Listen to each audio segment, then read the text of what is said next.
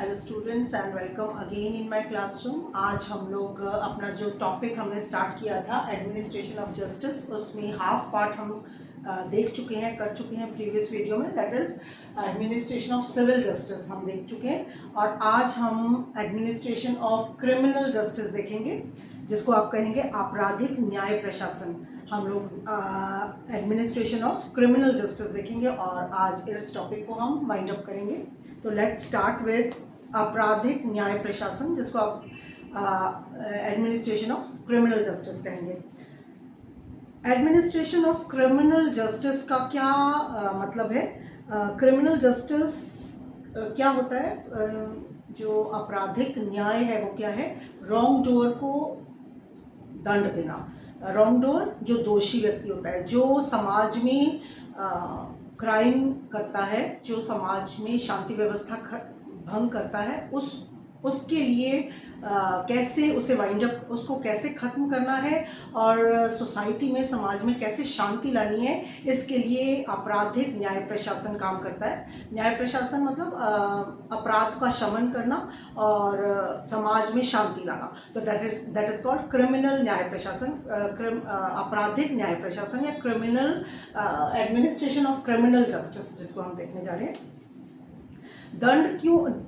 जो wrong doer है, जो दोषी व्यक्ति है, उसको दंड दिया जाता है और दंड देकर ऐसा माना जाता है कि समाज में हम वाइंड अप कर रहे हैं, दोषी व्यक्ति को समाप्त कर, मतलब दंड देकर हम समाज में शांति व्यवस्था कायम कर रहे हैं और क्राइम जो है, जो अपराध है, उसको खत्म कर रहे हैं। तो अपराध जो है कैसे खत्म किया जाता है? दोषी को दंड देकर। दंड क्यों दिया जाता है? इसके लिए बहुत सारी थ्योरीज हैं, बहुत सारे इसके सिद्धांत हैं कि दंड क्यों दिया जाता है। तो उसमें पहले हम थ्योरीज देखेंगे। इसके लिए बहुत सारी मैंने यहाँ पे सारी लिख दी हैं। That is preventive theory, criminal theories of punishment जो है, जो दंड के सिद्धांत हैं, वो हम देखेंगे पहले। थ्योरीज ऑफ पनिशमेंट है, first is preventive, second is deterrent, reformative, retributive, expiatory. तो फर्स्ट हम देखेंगे प्रिवेंटिव थ्योरी, जिसको आप हिंदी में कहेंगे निवारकार्थ सिद्धांत। निवारक करने वाला, प्रिवेंट करने वाला, रोकने वाला, दैट इज निवारकार्थ सिद्धांत, जिसको हम कहेंगे। इस सिद्धांत के अनुसार जो दंड है, अपराधी को अपराध को दोबारा करने से रोकने के लिए होता है, कि जो अपराधी है वो अपराध दोबारा से ना करे। इसके लिए ये कहा जाता है कि दंड इसलिए दिया जाता है।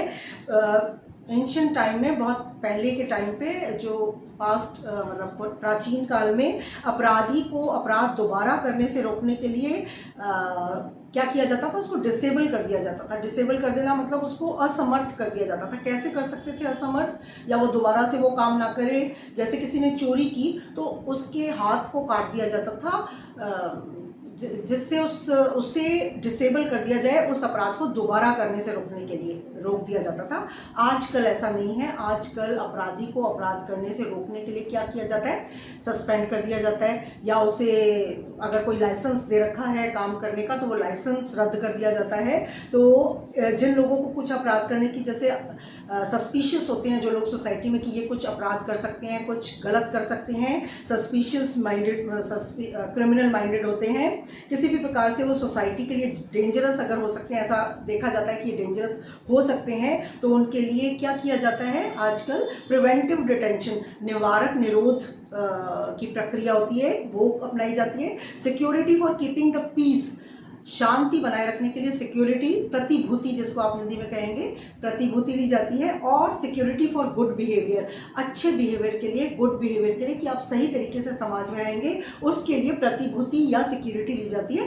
प्रतिभूति या सिक्योरिटी कहीं आम जो बोलचाल में आप बोलेंगे जमानत ली जाती है। तो ये सब चीज़ें की जाती हैं प्रिवेंट करने के लिए, समाज में किसी को अपराध करने से रोकने के लिए ये सब चीज़ अब की जाती हैं, ये सब उपाय किए जाते हैं। सेकंड है आपका डेटरेंट थ्योरी, जिसको आप कहेंगे निवारणार्थ सिद्धांत, निवारणार्थ दंड सिद्धांत। ये जो थ्योरी है, ये इस सिद्धांत के अनुसार दंड देने का जो एम है, दंड देने, क्यों दंड दिया जाता है? दंड देने का उद्देश्य है अपराधी को एग्जाम्पल बना देना, अपराधी को एक उदाहरण बना देना। इसका एम केवल अपराधी को ही डराना नहीं, इस deterrent according to deterrent theory दंड देने का जो एम है, दंड क्यों दिया जाता है, इससे सिर्फ अपराधी को ही नहीं दंडित किया जाता है, उसको ही नहीं दंडित किया जाता, अपराधी को ही डराना नहीं बल्कि दूसरों के मन में भी डर उत्पन्न करना है जिससे वो अपराध करने से दूर रहें। तो एंशिएंट पुराने टाइम में सार्वजनिक जगहों पर जो पब्लिक प्लेसेस थी उसमें दंड दिया जाता था, इसलिए कि लोग देखें, एक उदाहरण बन जाए वो अपराधी कि अगर आपने भी ऐसा कुछ अपराध किया, कुछ भी गलत समाज में किया तो आपको भी ऐसे ही दंडित किया जाएगा। तो डेटरेंट थ्योरी के अकॉर्डिंग जो पब्लिक प्लेसेस पर इसलिए दिया जाता था कि एक उदाहरण बन सके, उदाहरण दिया जा सके समाज को कि आप भी अगर गलत काम करेंगे तो आपको भी इसी प्रकार से दंडित किया जाएगा। That is deterrent theory according to. अब आ जाइए थर्ड जो है आपका, दैट इज रिफॉर्मेटिव थ्योरी, जिसको आप कहेंगे सुधारात्मक सिद्धांत। इसमें जो क्रिमिनल होता है, उसकी जो अपराधी है उसकी पर्सनैलिटी पर जोर दिया जाता है, उसके व्यक्तित्व को आधार बनाया जाता है, उसकी पर्सनैलिटी पर जोर दिया जाता है और क्रिमिनल को एक पेशेंट की तरह माना जाता है। उसको कहा जाता है कि ये एक तरीके से रोगी है और पेशेंट मानकर क्रिमिनल की साइकोलॉजी की स्टडी की जाती है। उसके मनोविज्ञान होता है, मन का विज्ञान, कि उसके मन में क्या चल रहा है, उसके माइंड में क्या चल रहा है, इसकी स्टडी की जाती है। According to this theory, reformative theory के अकॉर्डिंग, जो आपका सुधारात्मक सिद्धांत है, इसके अकॉर्डिंग दंड देने का उद्देश्य अपराधी का सुधार करना और उसे एक अच्छा नागरिक बनाना है। ये माना जाता है कि अपराधी से बदला नहीं लिया जाना चाहिए, उससे किसी तरीके का रिवेंज नहीं लिया जाना चाहिए, बदला नहीं लिया जाना चाहिए, बल्कि उसको रिहैबिलिटेट किया जाना चाहिए, उसका पुनर्वास किया जाना चाहिए कि वापस से वो समाज में एक आम जो नागरिक की तरह अपना जीवन यापन कर सके। इसके लिए उसको रिहैबिलिटेट किया जाना चाहिए। रिफॉर्मेटिव थ्योरी को जुवेनाइल ऑफेंडर्स के कॉन्सेप्ट में ज़्यादा फॉलो किया जाता है, अपनाया जाता है। जुवेनाइल अपराधी कौन, जुवेनाइल जो ऑफेंडर्स होते हैं वो जिनको आप बाल अपराधी कहेंगे, जो 15 साल से 15 की एज से कम वाले बच्चे होते हैं, उनको जुवेनाइल ऑफेंडर्स कहा जाता है। जुवेनाइल कोर्ट्स अलग से होती हैं उनके लिए। तो जो ये कह रहे हैं कि रिफॉर्मेटिव थ्योरी जो है, जो सुधारात्मक थ्योरी है, उसके अकॉर्डिंग रिफॉर्मेटिव थ्योरी को जुवेनाइल ऑफेंडर्स, बाल अपराधियों के संदर्भ में अपनाया गया है। इसके लिए 1980 में 1980 में सबसे पहला रिफॉर्मेटरी स्कूल्स एक्ट बना था। रिफॉर्मेटरी स्कूल्स एक्ट 1980 में पहला बनाया गया था। इस एक्ट का जो एम था, जो इसका उद्देश्य था, वो था यूथफुल ऑफेंडर्स को, जो किशोर अपराधी होते हैं, जो कम उम्र के 15 से कम उम्र के अपराधी होते हैं, किशोर अपराधी, यूथफुल ऑफेंडर्स होते हैं, उनको फ्यूचर में पक्के अपराधी बनने से या हैबिचुअल ऑफेंडर बनने से, हैबिचुअल ऑफेंडर होते हैं आदतन अपराधी, और जो यूथफुल ऑफेंडर है वो फर्स्ट या जो आदतन अपराधी नहीं होते, जो जुवेनाइल जिनको बोला जाता है, जिनको बाल अपराधी बोला जाता है, वो होते हैं। तो ये कह रहे हैं कि जो रिफॉर्मेटरी स्कूल्स एक्ट बना था 1980 में, उसका ये एम था कि जो यूथफुल ऑफेंडर्स हैं, जो किशोर अपराधी हैं, उनको फ्यूचर में पक्के अपराधी बनने से रोका जाए। यूथफुल ऑफेंडर जो 15 साल से कम के अपराधी होते हैं, जब किसी कोर्ट के सामने 15 साल से कम उम्र के अपराधी को लाया जाता है तो इस एक्ट के section 8, according to section 8 of reformatory schools act के अकॉर्डिंग, उस कोर्ट को वह यूथफुल ऑफेंडर अगर डिजर्व करता है या इस लायक लगता है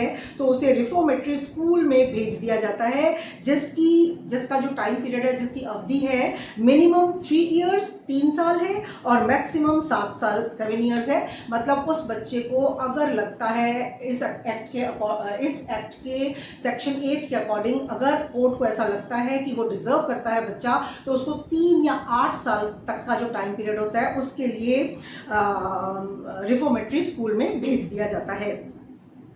कई स्टेट्स में, बहुत सारे स्टेट्स में बोस्टल स्कूल हैं, बोस्टल स्कूल्स होते हैं, जिनको आप कहेंगे बाल सुधार गृह, जिनको कहा जाता है बोस्टल स्कूल्स। उनको बाल सुधार गृह कहा जाता है। तो कई स्टेट्स में बोर्डल स्कूल्स हैं जहां 16 से 21 साल के किशोरों को रखा जाता है, उन्हें ट्रेनिंग और एजुकेशन दोनों दी जाती हैं। इसके अलावा भी सेंट्रल गवर्नमेंट ने 1960 में 1960 में चिल्ड्रंस एक्ट, जिसको आप कहेंगे बाल अधिनियम पास किया, चिल्ड्रंस एक्ट पास किया, जिसका जो उद्देश्य था, जिसका aim to provide for the care, उनकी केयर करना, प्रोटेक्ट करना, उनको बचाव करना, उनका मेंटेनेंस, उनका भरण पोषण करना एंड रिहेबिलिटेट करना, उनको पुनर्वास करना, किसका? Neglected and criminal minded children. तो ये कह रहे हैं कि 1960 में चिल्ड्रंस एक्ट भी पास किया गया, जिसका एम था उपेक्षित, निग्लेक्टेड और उपेक्षित और जो क्रिमिनल माइंडेड बच्चे हैं उनको, उनकी केयर करना, उनका मेंटेन करना, मेंटेनेंस करना, उनको प्रोटेक्ट करना, उनके बचाव करना और रिहेबिलिटेट करने के लिए ये 1960 में ये एक्ट भी पास किया गया, जिसको चिल्ड्रंस एक्ट कहा गया। इसका मतलब ये है कि ये सब बताया जा रहा है कि समाज में criminal administration of criminal justice, किस तरीके से आपराधिक न्याय स्थापित किया जा सकता है, मतलब अपराध को खत्म किया जा सकता है और न्याय कैसे स्थापित किया जा सकता है, ये सब एफर्ट्स बताए जा रहे हैं इसमें, जो ये थेरीज हैं इनके माध्यम से। तो फोर्थ आपका जो है थ्योरी है, दैट इज रेट्रीब्यूटिव थ्योरी, जिसको आप कहेंगे प्रतिकारार्थ दंड सिद्धांत। प्रतिकार या प्रतिशोध जिसको कहते हैं, प्रतिशोध लेना, बदला लेना, किसी से प्रतिकार लेना, बदला लेना, तो दैट इज रेट्रीब्यूटिव थ्योरी, जिसको प्रतिकारार्थ या प्रतिशोध सिद्धांत कहा गया है। प्रतिकार का मतलब है बदला लेना। इस सिद्धांत का एम था बदला लेना। मतलब कैसे? मतलब पहले के टाइम पे क्या होता था, जैसे किसी ने किसी का हर्ट कर दिया, किसी को हाथ काट दिया, तो उसका हाथ काटने के बदले में हाथ काट दिया जाता था। अगर किसी ने किसी के लेग को, किसी के पाँव को डैमेज कर दिया तो उसका पाँव काट दिया जाता था। तो बदला लेना, दैट इज कॉल्ड प्रतिकारार्थ, रेट्रीब्यूटिव थ्योरी है। इस चीज़ को पहले अपनाया जाता था, लेकिन आजकल मॉडर्न टाइम में इस बात पर ज़्यादा जोर दिया जाता है कि बदला लेने से ही अपराध को खत्म नहीं किया जा सकता। इसमें आजकल ये माना जाता है कि जो दंड देना है वो एक एम नहीं है, दंड देना एम नहीं है, समाज से जो अपराध है उसको खत्म करना एम होना चाहिए दंड देने का। दंड इसलिए दिया जाए, दंडित मतलब जो अपराधी है उसको दंड देना लास्ट एम नहीं है, बल्कि उसमें से एक अपराधी मन को खत्म करना एम होना चाहिए दंड देने का। तो सब सुनिए, इसमें दंड को एक साध्य माना जाता था, लेकिन मॉडर्न टाइम में दंड साधन है, मीडियम माना जाता है कि दंड इसलिए दिया जाए कि अपराध को ही खत्म कर दिया जाए, ना कि अपराधी को। तो ऐसा माना जाता है, लेकिन मॉडर्न टाइम में, आजकल के टाइम में दंड साधन है, एक मीडियम है समाज में शांति व्यवस्था बनाए रखने का।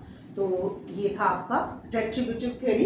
इसके बाद आपका है एक्सपिएटरी थ्योरी। एक्सपिएटरी थ्योरी जिसको आप कहेंगे प्रायश्चितार्थ सिद्धांत, प्रायश्चित करना, जिसको रेट्रीब्यूटरी थ्योरी कहा गया है। ये थ्योरी नैतिकता पर कह सकते हैं आधारित है, एक मतलब मोरालिटी बेस्ड थ्योरी होती थी।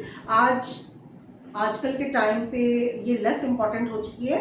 पहले प्राचीन हिंदू विधि निर्माता इसे बहुत मानते थे, इसको बहुत रिकॉग्नाइज करते थे। पौराणिक कथाओं में यह देखने को मिलता है, जिसमें व्यक्ति जब कोई अपकार या अपराध करता है तो वह स्वयं को स्वयं ही दंड देता है, जिससे उसका प्रायश्चित हो जाए। बट आज ये ज़्यादा रिकॉग्नाइज्ड नहीं है, इसको ज़्यादा मान्यता नहीं दी जाती।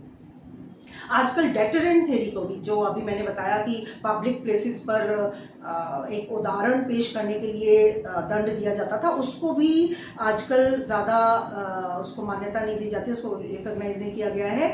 ऐसा माना जाता है कि ज़रूरी नहीं है कि कोई अपनी इच्छा से ही अपराध करता है। कभी कभी सर्कमस्टेंसेस ऐसे होते हैं कि इंडिविजुअल या कोई व्यक्ति कुछ गलत करने के लिए मजबूर हो जाता है, तो उसे एक कठोर दंड देना सही नहीं माना जाता। आजकल के टाइम पे ये कहा जाता है कि बहुत उसके साथ, उस व्यक्ति के साथ जिसने कोई अपराध किया है, ऐसा सर्कमस्टेंसेस हो सकती हैं कि वो मजबूर हो गया हो, तो उसके साथ बहुत ज़्यादा क्रूअल नहीं होना चाहिए, बहुत कठोर नहीं होना चाहिए उसके साथ। तो इसलिए इस डेटरेंट थ्योरी को भी आजकल ज़्यादा मान्यता नहीं दी जाती, माना नहीं जाता। और ये भी माना जाता है सेकेंडली, दंड से जो मनुष्य का नेचर है, जो स्वभाव है, वो बहुत कठोर हो जाता है, बहुत ज़्यादा वो कठोर या बहुत क्या कहेंगे कि क्रूअल हो जाता है मनुष्य। उसका नेचर बहुत कठोर हो जाता है, उसकी फीलिंग्स और इमोशंस उसमें ख़त्म हो जाते हैं। इसलिए भी बहुत ज़्यादा कठोर दंड को आजकल नहीं माना जाता कि दिया जाना चाहिए। और ऐसा माना जाता है कि जो फर्स्ट या जो जुवेनाइल ऑफेंडर्स होते हैं या जो हैबिचुअल ऑफेंडर्स नहीं होते हैं, जो किशोर अपराधी होते हैं, उनको अगर हैबिचुअल ऑफेंडर्स के साथ रख दिया जाता है, जेल में डाल दिया जाता है, तो इससे भी उन पर बहुत गलत प्रभाव पड़ता है। इसलिए ऐसे जो तरीके हैं अपराध, ऐसा माना जाता है कि ये सब तरीके अपराध को खत्म नहीं करते, निवारित नहीं करते, बल्कि अपराध पुनः करने के लिए प्रेरित कर देते हैं। इसलिए आजकल के टाइम पे जो सैंक्शंस दिए जाते हैं, जो दंड दिए जाते हैं, वो थोड़े पोलाइट हो गए हैं, वो थोड़े नर्म हो गए हैं, मतलब वो बहुत थोड़े पोलाइट कर दिए गए हैं। बहुत ज़्यादा क्रूएलिटी के साथ बहुत ज़्यादा कठोर दंड देने के फेवर में नहीं रहते हैं स्टेट्स। और ये माना जाता है कि पोलाइट होना चाहिए और उनकी मनोविज्ञान को देखा जाना चाहिए कि किस लिए किसी अपराधी ने अपराध किया है, ऐसा माना जाता है। और उसमें ह्यूमन एस्पेक्ट देखा जाना चाहिए, मानवीय दृष्टिकोण से उस पर विचार किया जाना चाहिए, ऐसा माना जाता है। और ये आपके क्वेश्चन में कभी आता है, पेपर में आ जाता है कि कैपिटल जो पनिशमेंट है वो क्या सही है या नहीं, क्या आप इसके फेवर में हैं या नहीं। तो इसके लिए भी हम थोड़ा सा देखेंगे कि जो कैपिटल पनिशमेंट है, कैपिटल पनिशमेंट जिसको मृत्यु दंड आप कहेंगे हिंदी में, जो मृत्यु दंड है, क्या आप उसके पक्ष में है या नहीं। तो इसके लिए भी कहा जाता है कि जो कैपिटल पनिशमेंट है उसको भी बहुत सारे एफर्ट्स के द्वारा खत्म करने के प्रयास किए गए, कि बहुत सारे प्रयास किए गए कि कैपिटल पनिशमेंट को भी खत्म कर दिया जाए।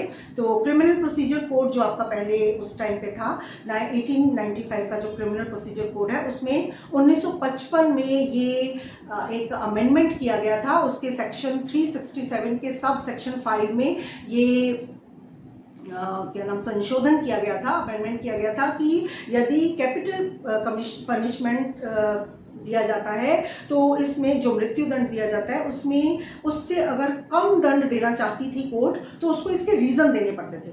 जैसे अगर कोर्ट को लगे कि मैं इसको कैपिटल पनिशमेंट नहीं देना चाह रही है कोर्ट, और अगर उसको कम पनिशमेंट, कम मतलब जैसे आजीवन कारावास दे दिया जाए, या जिसको आप कहेंगे कि आजीवन कारावास की लाइफ इम्प्रिजनमेंट के लिए जब चाहे अगर कोर्ट की मैं इसे मृत्यु दंड नहीं देना चाहता, तो उसको कोर्ट को रीज़न देने पड़ते थे कि क्यों आप इसे कम दंड देना चाहते हैं। लेकिन अब क्रिमिनल प्रोसीजर कोड के जो अमेंडमेंट हुआ है 367 सेक्शन में, 367 सब सेक्शन 5 में अमेंडमेंट कर दिया गया, और अब कोर्ट कैपिटल पनिशमेंट या लाइफ इम्प्रिजनमेंट कुछ भी देने के लिए फ्री कर दिया गया, और उसकी फ्री कर दी गई, और उसको इसके लिए कोई भी रीज़न देने की ज़रूरत नहीं है। मतलब उसको ये फ्रीडम दे दी गई कोर्ट को कि आप लाइफ इम्प्रिजनमेंट भी दे सकते हैं कैपिटल मृत्यु दंड की जगह पे, तो उसको किसी भी तरीके के रीज़न भी देने की ज़रूरत नहीं पड़ती थी। इसके अलावा जो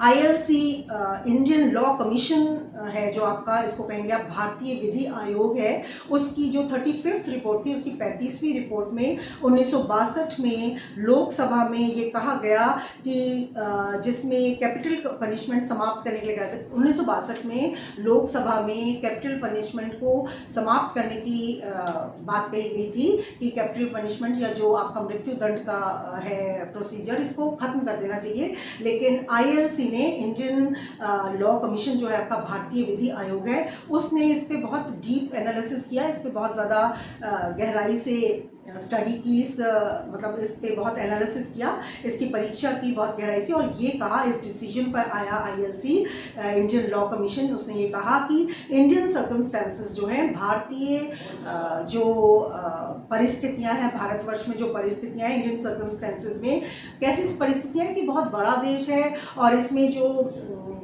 एजुकेशन और मोरालिटी के लेवल्स बहुत अलग अलग हैं, बहुत ज़्यादा पॉपुलेशन है, और एजुकेशन और मोरालिटी जो है, नैतिकता और जो एजुकेशन है, उसके लेवल्स बहुत बहुत ज़्यादा है, अनेकता बहुत ज़्यादा है, विषमता बहुत ज़्यादा है, इनकी नैतिकता के स्तर की विषमता बहुत ज़्यादा है। और जो ऑड टाइमिंग्स में, ऑड टाइमिंग्स होते हैं जैसे कोई इमरजेंसी का टाइम आ जाता है, तो ऑड टाइमिंग्स में लॉ एंड ऑर्डर बनाए रखने के लिए, कठिन परिस्थितियों में न्याय व्यवस्था, विधि व्यवस्था कायम रखने के लिए जो प्रायोरिटी है, जो सर्वोपरि आवश्यकता है, उसको ध्यान में रखते हुए भारत में मृत्यु दंड को समाप्त करने के प्रयोग करने का खतरा नहीं लिया जा सकता। इसलिए ILC ने ये कहा कि इसे खत्म करना, जो कैपिटल पनिशमेंट है, जो मृत्यु दंड है, उसको भारत की विशालता को देखते हुए और यहाँ की जो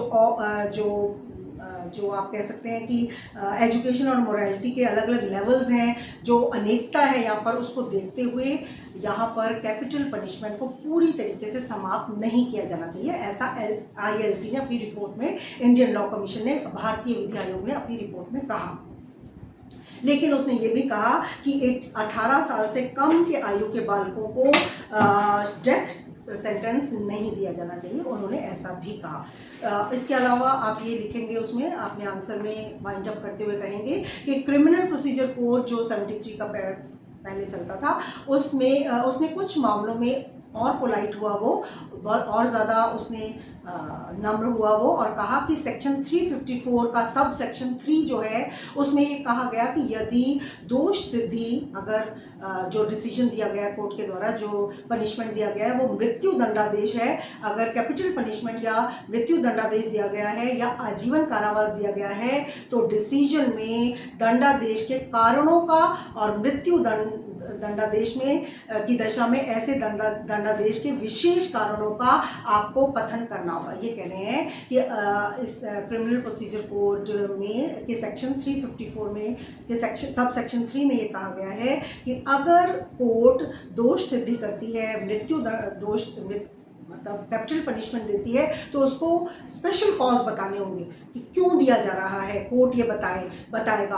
और अगर वो आजीवन कारावास या लाइफ इम्प्रिजनमेंट दे रही है, तो उसको कारणों को, उसके कॉजेस को बताना होगा। तो ये सब इसलिए किया गया कि जो कैपिटल पनिशमेंट दिया जाता है उसको कम किया जा सके और अपराधी को खत्म ना किया जाए, बल्कि अपराध को खत्म किया जाए। इसके लिए कैपिटल पनिशमेंट को थोड़ा कम किया जा सके और उस पर थोड़ा कंट्रोल हो सके, इसके लिए ये सब एफर्ट्स किए गए। और इसके मतलब मृत्यु दंडादेश के अलावा दूसरे दंड देकर ही समाज में शांति व्यवस्था कायम की जा सके। तो this is all about administration of justice, जिसमें हमने सिविल एडमिनिस्ट्रेशन और क्रिमिनल एडमिनिस्ट्रेशन दोनों देखे। आई थिंक आपको ये समझ में आया होगा। Thank you so much for watching.